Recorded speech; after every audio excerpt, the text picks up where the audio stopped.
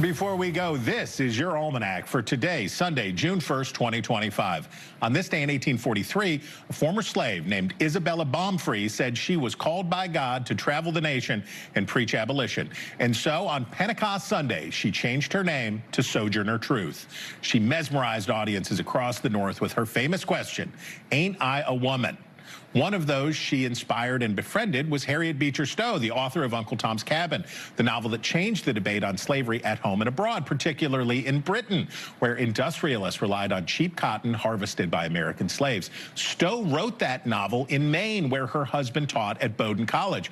The author regularly invited students to her home to read and discuss her work and abolition. One of the students in her book club was Joshua Lawrence Chamberlain. If that name sounds familiar, it is because a decade later at the Battle of Gettysburg, history would turn on the bravery of that bookish young man. As commander of the 20th Maine, Chamberlain shattered the Confederate advance on the Little Round Top. That bold move won the battle, and that victory gave Abraham Lincoln what he needed to issue the Emancipation Proclamation without it looking like a desperate ploy. And that proclamation made it impossible for Britain to intervene on behalf of its southern suppliers for fear of angering the common folks, inspired by Stowe, who had in turn been inspired by the woman who changed her name on this day.